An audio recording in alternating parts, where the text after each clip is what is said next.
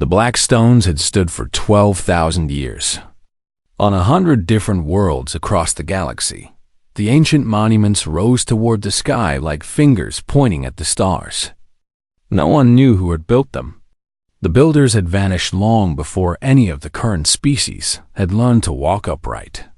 They were called the Precursors, and they were remembered only in legends and old stories passed down through countless generations. The Vethrani were the first to figure out how to read the stones. They were a reptilian people with green scales and yellow eyes, and they had been traveling between stars for over 50,000 years. Their scientists spent centuries studying the strange symbols carved into the black surfaces. When they finally understood the language, they shared it with everyone. The Kovalim learned it next. They were a tall species with gray skin and 4 arms, known throughout the galaxy as builders and engineers. Then came the Syndicate of Null, a collective of smaller races who had joined together for protection. Over thousands of years, a great community formed among the stars. Hundreds of species learned to live together in peace. They traded with each other. They shared knowledge and technology. They settled disputes through discussion instead of war. And at the center of everything were the words of the Precursors. The ancient warnings had never been wrong. When the stone spoke of a star that would explode in the helix arm, it exploded exactly when they said it would. When they predicted that a great empire called the Dominion of Ash would rise and fall, it happened just as they had written.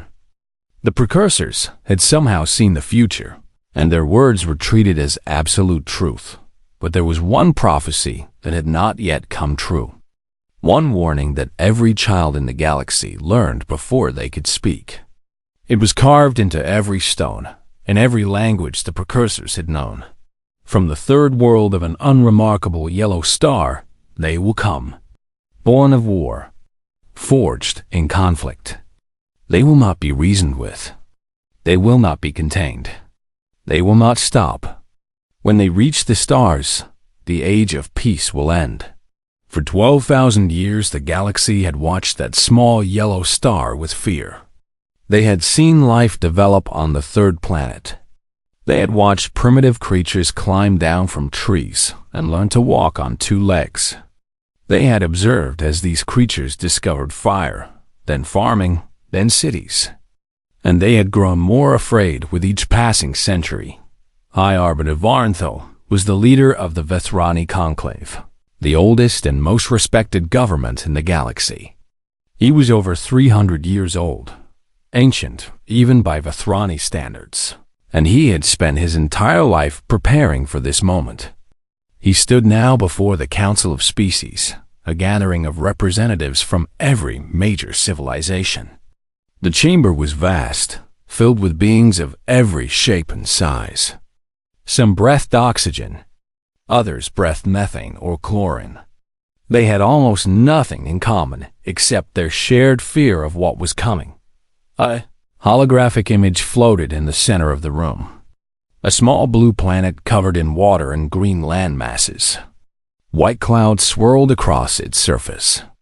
It looked peaceful, beautiful, even. But Vorenthal knew what lived there. They call themselves humanity, he announced. His voice was old but strong. 3 days ago, one of their vessels achieved faster than light travel. They visited the nearest star to their own and returned safely. They have reached the stars. The chamber exploded with noise. Creatures shouted in a dozen different languages. Some wailed in despair. Others demanded immediate action. Vorenthal raised his hand for silence, and slowly the noise died down. We've been watching them for a long time, he continued. We have intercepted their communications, their radio signals, their television broadcasts. We have learned their languages and studied their history. I must tell you that the Precursors were right to warn us. He pressed a control, and images began to flash on the display. Scenes from human history. Wars that had killed millions. Weapons that could destroy entire cities in a single flash of light. Soldiers marching across ruined landscapes. bodies lying in muddy trenches, mushroom clouds rising over flattened towns. They've been fighting each other since before they learned to write, Varenthal said. They have developed weapons capable of destroying their entire planet several times over. They have nearly wiped themselves out on multiple occasions. And yet, they survive. They always survive. They are exactly what the prophecy described. Born of war, forged in conflict. He paused, letting the images speak for themselves. The council members watched in horrified silence. We cannot allow them to spread among the stars, Varenthal declared. The precursors gave us this warning for a reason. They wanted us to be ready. They wanted us to stop this threat before it could destroy everything we have built. I propose that we form a united fleet, the largest military force in galactic history, and we end this threat now, while they are still weak. The vote was nearly unanimous. Only a few voices spoke against immediate action, and they were quickly silenced. Within hours, ships from every major civilization began moving toward a single point in space. 10,000 vessels. The greatest armada ever assembled. On Earth, no one knew any of this was happening. In a control room in Houston, Texas, a group of tired but happy people were drinking champagne and hugging each other. They had just accomplished something incredible. The first human beings had traveled to another star and come home safely. Commander Lisa Grant was at the center of the celebration. She was a tall woman with short brown hair and tired eyes that sparkled with joy. She had been the one sitting in the captain's chair when the Endeavour dropped out of faster-than-light travel and saw Proxima Centauri up close for the first time. She had been the one to give the order to return home. And now she was trying very hard not to cry in front of her crew. Her co-pilot, Danny Morrison, pushed through the crowd to reach her. He was younger than her by about 10 years, with messy blonde hair and a smile that never seemed to fade. He held up 2 glasses of champagne. "We did it, Lisa," he said. "We actually did it. Do you understand what this means? The stars are ours now. We can go anywhere, do anything." Lisa took the glass and clinked it against his. "This is just the beginning," she agreed. "In a few years, we will have colonies on other worlds. In a few decades, we might meet other intelligent life. Can you imagine? Actually meeting aliens?" Danny laughed. "I hope they are friendly." Lisa smiled and looked up at the ceiling, as if she could see through it to the stars beyond. She thought about all the possibilities waiting out there. New worlds to explore. New discoveries to make. A whole universe of wonders just waiting to be found. She had no idea that 10,000 warships were already on their way. She did not know that 100 civilizations had decided that humanity was too dangerous to live. She could not have imagined that her species had just become the most feared thing in the entire galaxy. For now, she was simply happy. The stars were calling, and humanity was finally ready to answer. The age of exploration had begun. But so had something else. Something that would test humanity in ways they could never have expected. In the darkness between stars, an armada was gathering. And its only purpose was to make sure that the ancient prophecy never came true. The Endeavour was 3 weeks into its second mission when everything changed. The ship was supposed to survey the Tau Ceti system, a nearby star that scientists believed might have habitable planets. It was a simple job. Fly there, take some measurements, collect some samples, fly home. Nothing complicated. Lisa Grant sat in the captain's chair, watching the main view screen as the ship dropped out of faster-than-light travel. The yellow star of Tau Ceti glowed brightly ahead of them, surrounded by a handful of rocky planets. It was beautiful in a quiet, peaceful way. "All systems normal," reported Danny Morrison from the pilot's station. "We made it in one piece, again." Lisa smiled. "Let us not get too comfortable. We have a lot of work to do." "Commander," said Lieutenant Kevin Park from the sensor station. His voice sounded strange, tight, worried.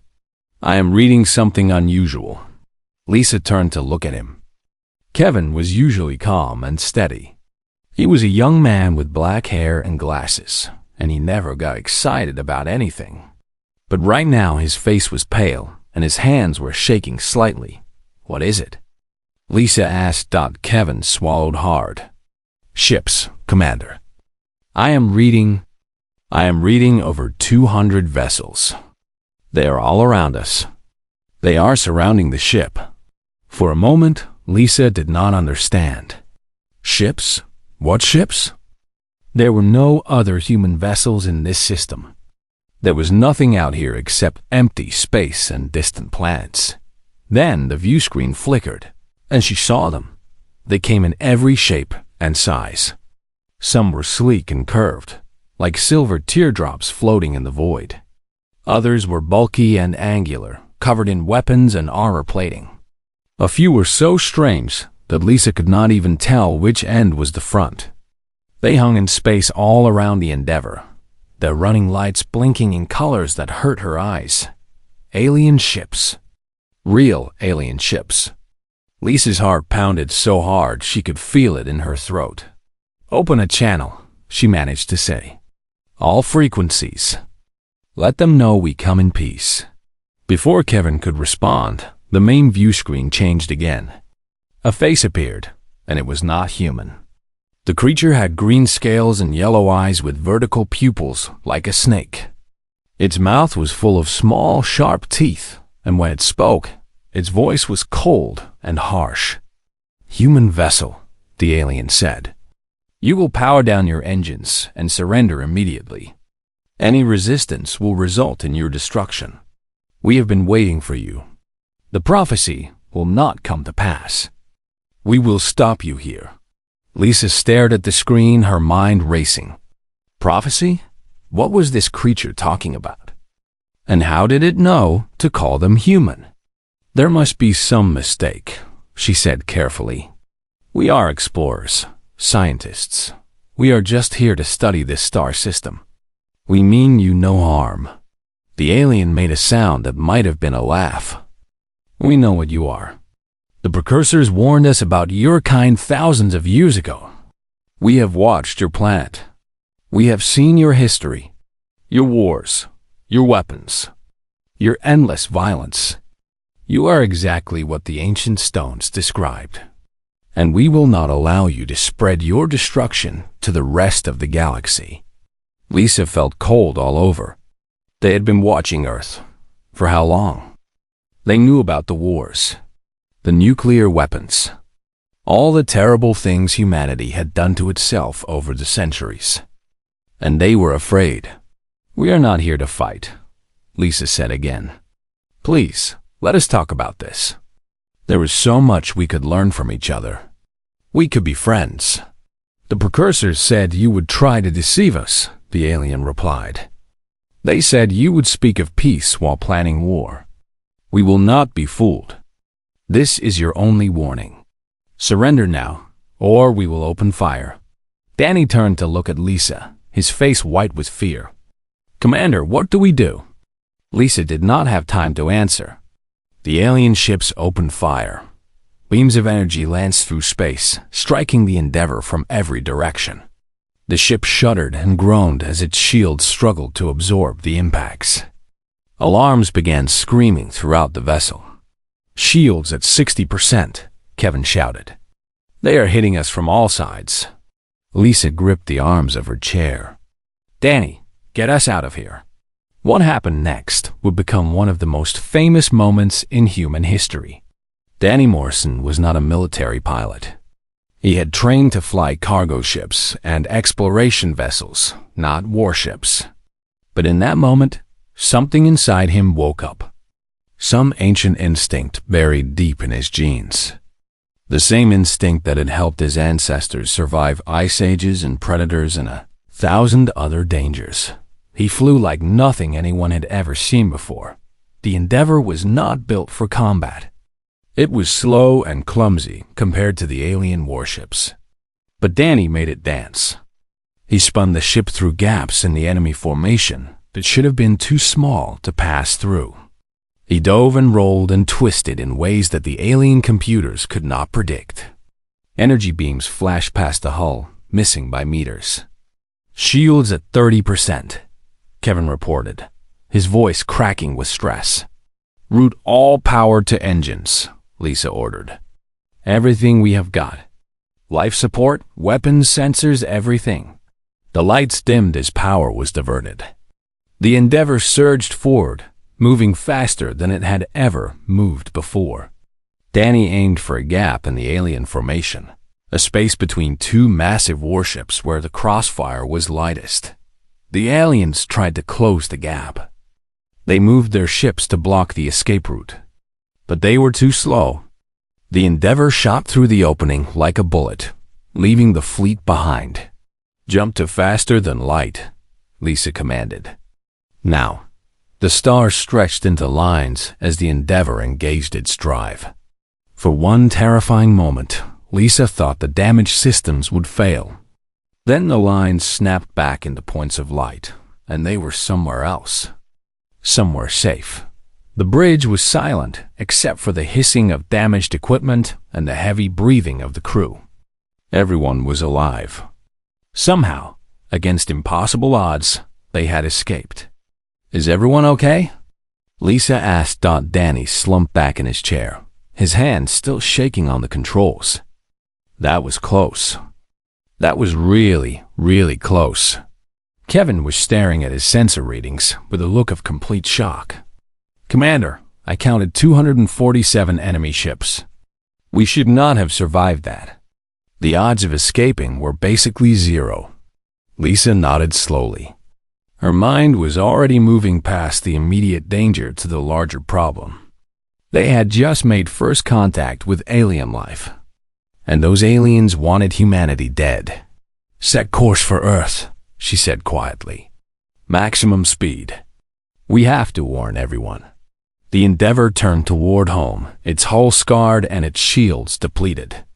Behind them, the alien fleet regrouped and began to follow.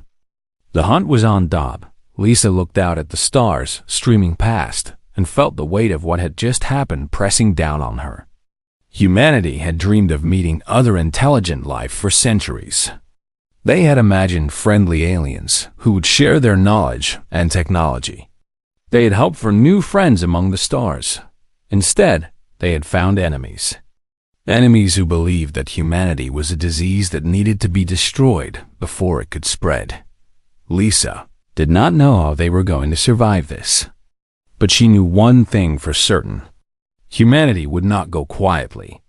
They had been fighting for survival since the first humans walked out of Africa 100,000 years ago. They had faced ice ages, plagues, famines, and wars. They had survived everything the universe had thrown at them. They would survive this too. Somehow. The message she sent ahead to Earth was simple and clear. First contact made. Hostile intent confirmed. Prepare for war. The stars had finally answered humanity's call. And the answer was terrifying. The United Nations Security Council had never been so quiet.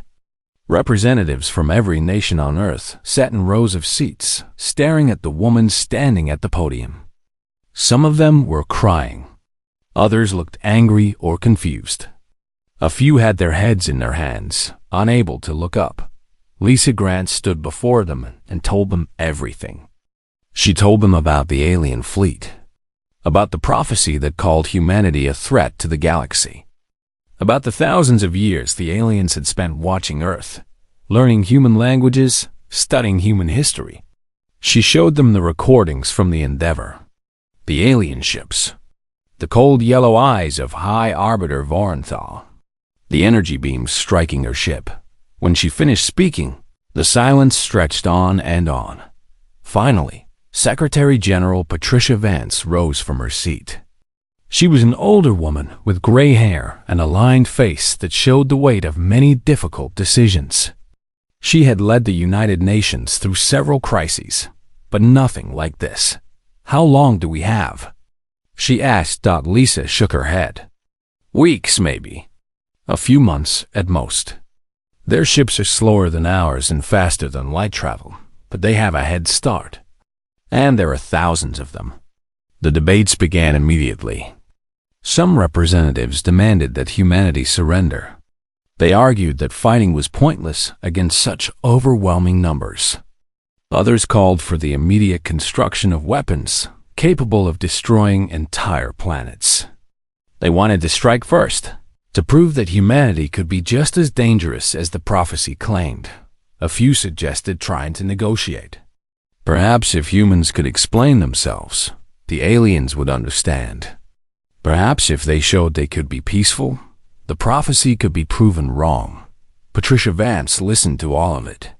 She let everyone speak their piece, even the ones who shouted and pounded on tables. Then she raised her hand for silence. "We will not surrender," she declared. Her voice was calm but firm. "We will not give up our right to exist because someone wrote scary words on a rock 12,000 years ago. But we will also not become the monsters they believe us to be. We will not strike first. We will not seek to destroy them. We will defend ourselves, and we will prove them wrong." The vote was close, but in the end, the council agreed. Humanity would prepare for war, but would not start one. They would build defenses and train soldiers, but they would not launch attacks. They would show the galaxy that the prophecy was wrong. 3 months later, the alien armada arrived. Lisa stood on the observation deck of the newly built orbital defense station, watching the ships appear. They came out of faster than light travel in waves, hundreds at a time. Vethrani cruisers with their curved hulls. Kovalan battleships bristling with weapons. Ships from species humanity had never seen before. Each one carrying enough firepower to level a city. When they finished arriving, 10,000 vessels hung in space around Earth. They blocked out the stars themselves, forming a shell of metal and energy around the planet. Nothing could get in or out without their permission. Their demands were broadcast on every frequency.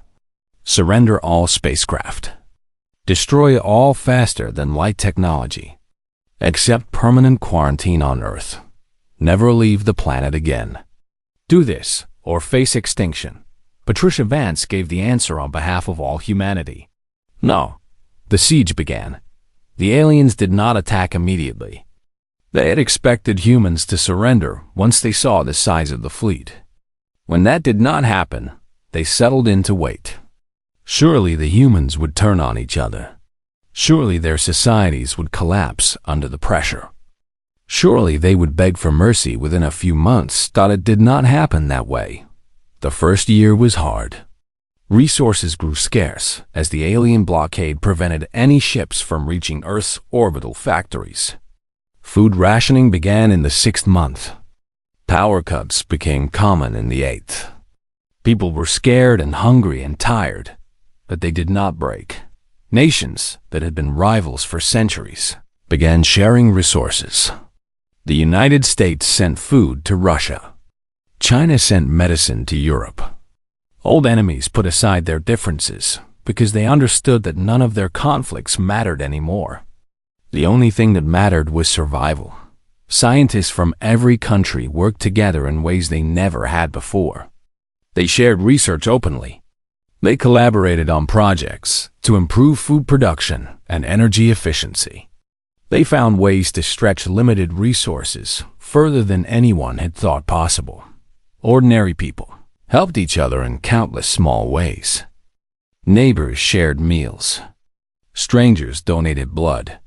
Communities organized to support the elderly and sick. The selfishness that the aliens expected never appeared. High Arbiter Vorenthal received regular reports from his observation teams.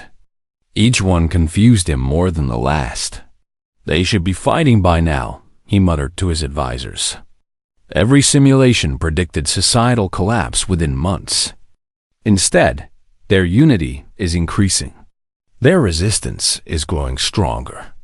"Perhaps we should attack," one advisor suggested. "And this quickly." Varenthal shook his head. The prophecy says they cannot be reasoned with and cannot be stopped. If we attack and fail, we prove them right. We must wait.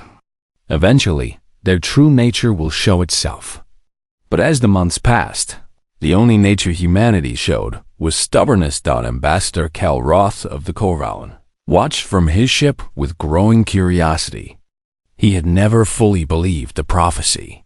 The precursors had been wise, yes, but they had also been gone for 12,000 years.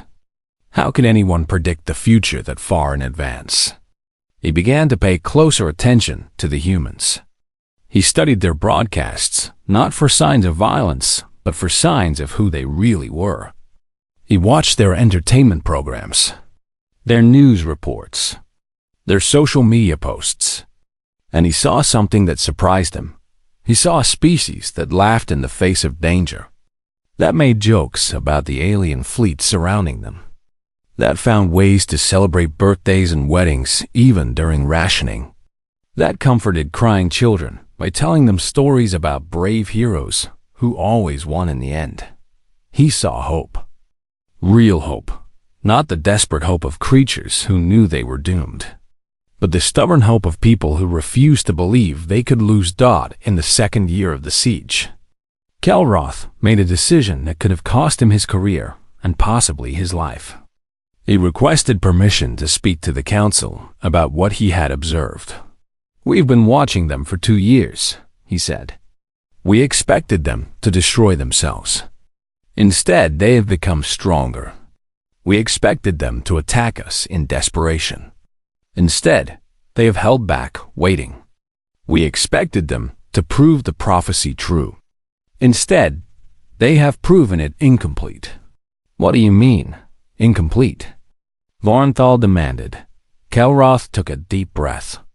"The prophecy says they were born of war. This is true. The prophecy says they will not stop. This is also true. But the prophecy does not say what they will not stop doing. We assumed it meant destruction. But what if it means something else? What if they will not stop surviving? What if they will not stop growing? What if they will not stop hoping?" The council murmured among themselves. Some looked thoughtful. Others looked angry.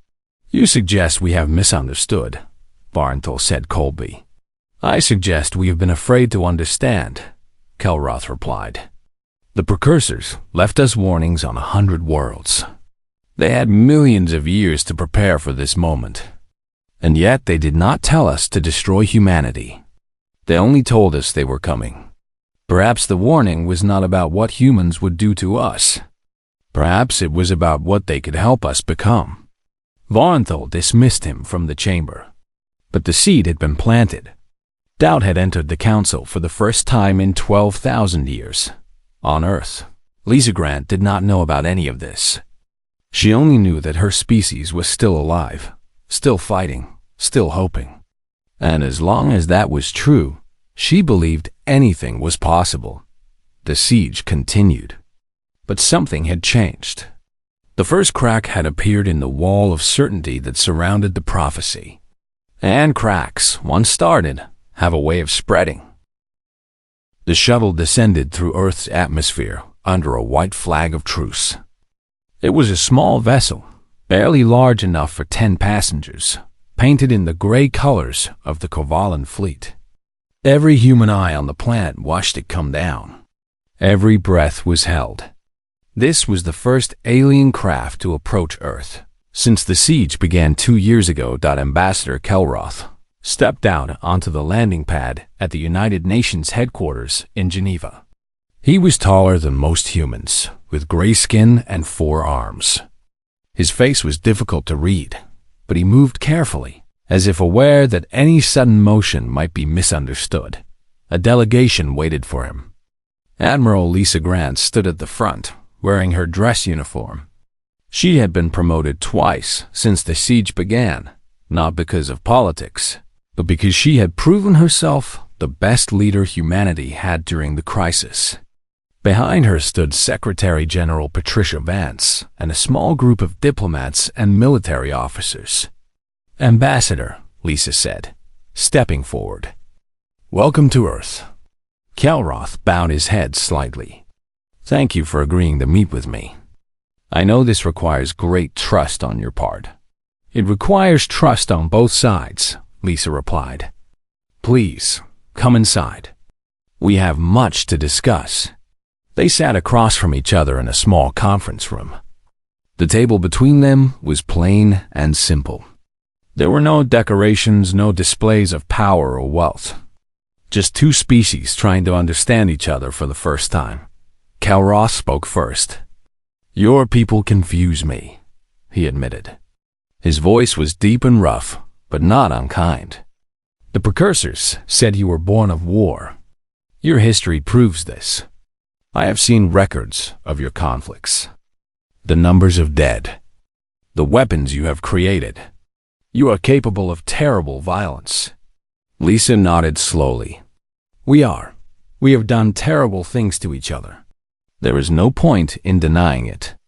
And yet, Kelroth continued, you have not done any of those things to us. We surrounded your planet with 10,000 warships. We threatened to destroy you. We expected you to lash out, to prove the prophecy true. Instead, you have done nothing but defend yourselves and wait. What would you have done in our place? Lisa asked. Kelroth was quiet for a long moment. I do not know, he finally said. No species in the history of the galaxy has ever faced what you are facing. By all logic, you should have collapsed by now. You should have turned on each other, fought over remaining resources, proven yourselves to be the monsters the prophecy described. But you did not. Lisa leaned forward. Let me tell you something about humanity, Ambassador. We fight. We have always fought. Against each other, against nature, against anything that threatens us. But we also learn.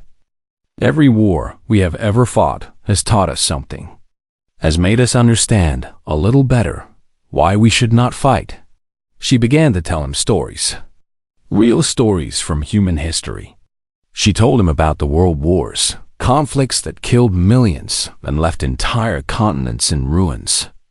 She told him about the Cold War, when two great powers pointed thousands of nuclear weapons at each other and came within minutes of ending civilization. She told him about the moment when leaders on both sides realized that winning such a war was impossible, and slowly, painfully, began to step back from the edge. We have stood at the edge of destruction many times, Lisa said, and every time we have chosen not to jump. Not because we are wise, not because we are good, but because we learned, through terrible experience, that there is no victory in destruction. Only loss. Kelroth listened without interrupting. When she finished, he was quiet for a long time. The prophecy says you cannot be stopped, he finally said.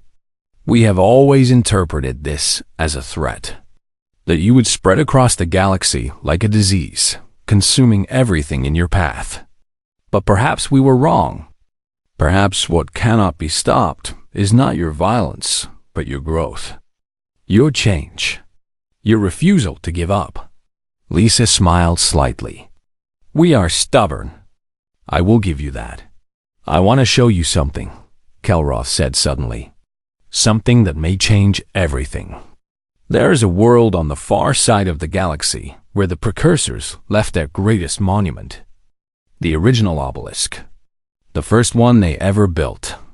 It contains more than just warnings. It contains their complete history. And I believe we have been reading it wrong. Lisa stared at him. You want to take me there. I want to take a small group of humans there. To see for yourselves.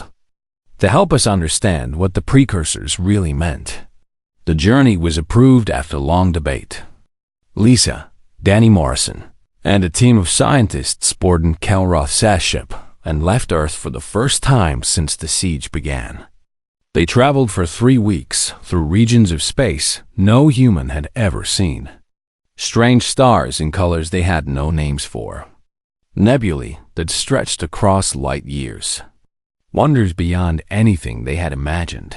Finally, they arrived at the precursor homeworld. It was a dead planet, gray and empty, covered in the ruins of cities that had been abandoned for 12,000 years. But at its center stood something incredible. The original obelisk rose toward the sky, so tall that its peak disappeared into the clouds. It was black and smooth, just like the others they had seen in recordings. But this one was different. This one was covered in symbols from top to bottom, millions of words and thousands of languages. The precursors were the first intelligent species in the galaxy, Kelroth explained as they approached. They had millions of years to develop before anyone else. They built an empire that spanned thousands of worlds. And then, for reasons we never understood, they left. They vanished, leaving only the obelisks behind. They entered the structure through a massive doorway at its base. Inside, the walls were covered with more symbols, and holographic displays flickered to life as they passed. The obelisk was still powered after all these years, waiting for someone to come and read its message. Danny found the key section first. "Lisa," he called out, his voice echoing in the vast chamber. "You need to see this." She joined him in front of a wall covered in symbols. A translation device began converting the ancient language into English, and slowly, word by word, the true history of the precursors revealed itself. They had been like humans, warlike, aggressive, divided into nations and factions that fought constantly. They had nearly destroyed themselves dozens of times. They had created weapons capable of ending all life on their planet, and more than once, they had come close to using them, but they had survived. They had learned. They had unified slowly and painfully over thousands of years. They had reached the stars and built an empire based not on conquest, but on cooperation. They had become the wise, peaceful beings that the other species remembered. But they had started as something else entirely. "The prophecy is not a warning," Danny said, his voice filled with wonder. "It is a recognition. They saw that humans would be like them, that we would face the same struggles, make the same mistakes, fight the same battles. And they believed we could do what they did. They believed we could change." Lisa read further, her heart pounding. "They knew the other species would be afraid of us. They knew they would try to stop us before we could reach our potential. So they left a warning to give the galaxy time. Time to prepare. Time to understand." Kelroth stood behind them, reading over their shoulders. His four hands were trembling slightly. 12,000 years, he whispered. "We spent 12,000 years afraid of the wrong thing. We thought the prophecy was telling us to destroy you, but it was telling us to wait for you, to welcome you, to help you become what the precursors believe you could be." Lisa turned to face him. In that moment, standing in the ruins of a civilization millions of years old, she felt the weight of history pressing down on her. The precursors had seen this moment. They had known it would come, and they had left their message, not as a curse, but as a hope. "What do we do now?" she asked. Kelroth looked at her with something new in his eyes.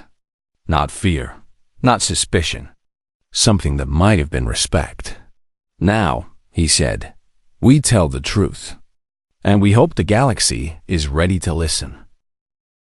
The truth spread through the galaxy like fire through dry grass. Kelroth brought the recordings back to the Council of Species. He showed them the complete history of the precursors. He translated the ancient words that had been misunderstood for 12,000 years. He explained what humanity really was, not a threat to be destroyed, but a species with the potential to unite the stars. Not everyone believed him. High Arbiter Vorenthal refused to accept the new translation. He stood before the council with fury burning in his yellow eyes and declared that Kelroth had been deceived. The humans, he insisted, had somehow manipulated the obelisk to show false history. They were cunning and dangerous, just as the prophecy had always said. The blockade must continue. The threat must be contained. "You are fools if you trust them," Varnthal shouted. "The precursors warned us for a reason. They knew what humans would become. They wanted us to stop them before it was too late." But his voice was growing weaker. Fewer species supported him with each passing day. The evidence was too strong. The recordings were too clear.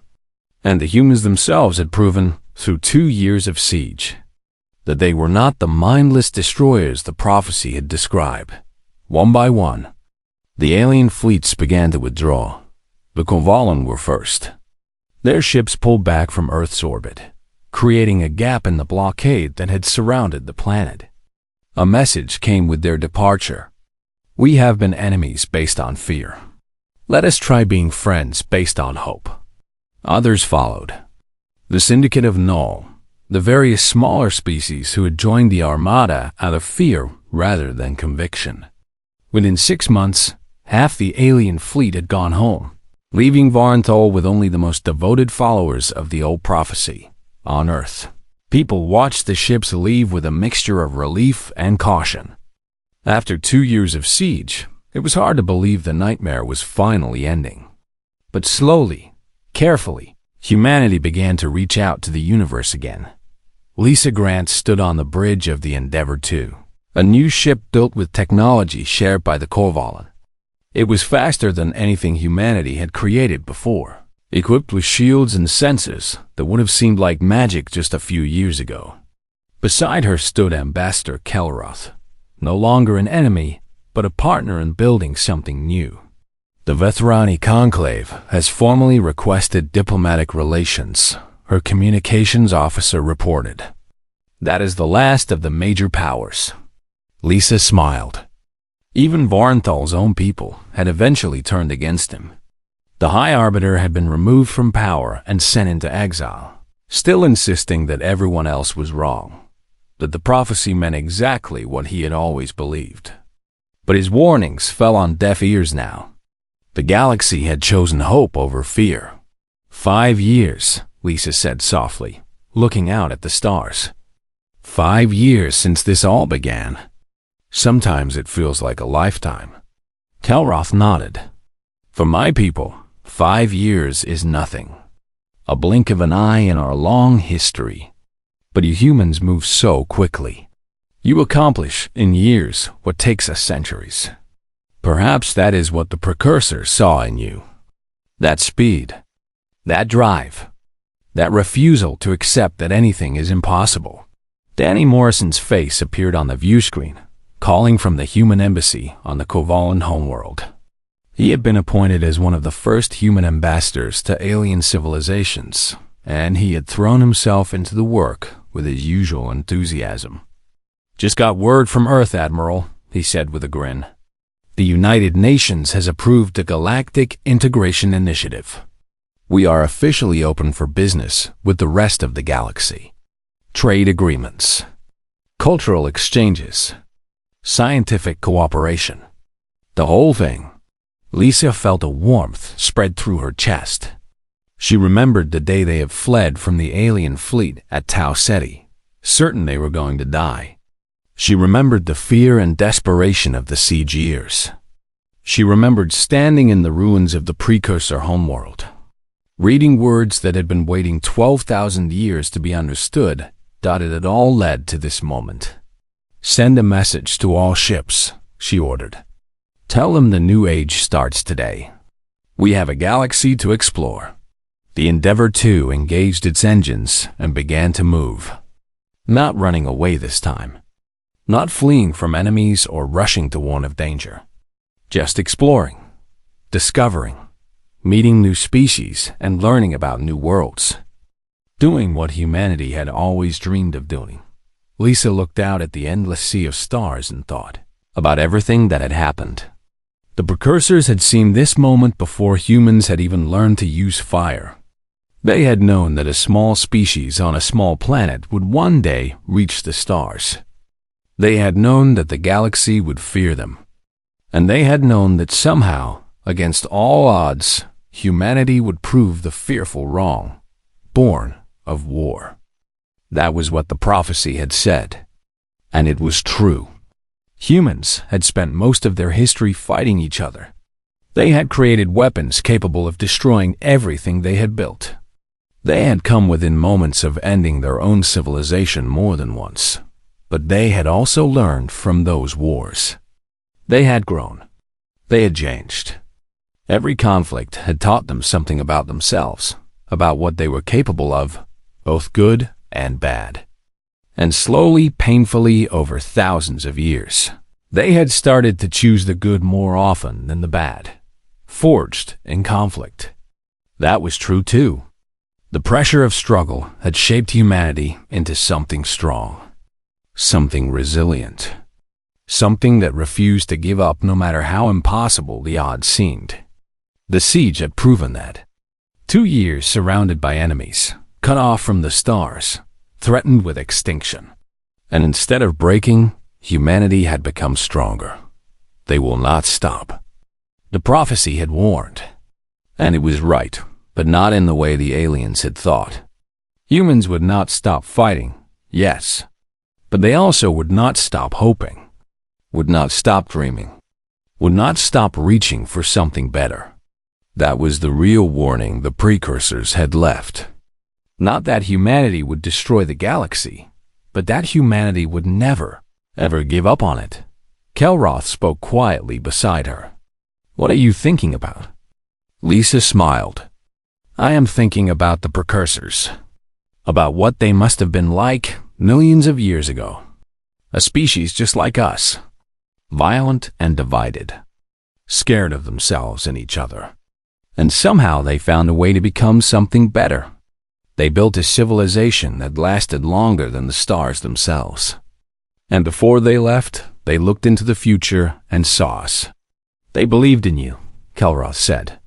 "Before you existed, they believed in what you could become. And now we have to prove them right," Lisa replied. "Not just to the galaxy, to ourselves." She turned to face the view screen as the ship accelerated toward unknown stars. Behind them, Earth grew smaller, a blue and green jewel in the darkness. But it was no longer alone. It was connected now to 100 other worlds, 1,000 other species.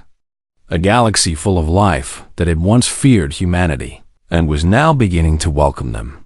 The ancient alien oracles had warned of one threat. They had written their prophecy on 100 worlds in 1,000 languages. They had given the galaxy 12,000 years to prepare, but the prophecy had never been about destruction. It had been about change, about growth, about a species that would not stop reaching for the stars no matter what stood in their way. Humanity had been born of war. They had been forged in conflict. They could not be stopped, and that, the precursors had known, was exactly what the galaxy needed. The age of peace had ended, just as the prophecy foretold. But what came after was not darkness. It was not destruction. It was something new, something better. A galaxy united not by fear, but by hope. Led not by the species who had been there longest, but by the newcomers who refused to accept that anything was impossible. The ancient warning had come true. Humanity had reached the stars, and the universe would never be the same. The end.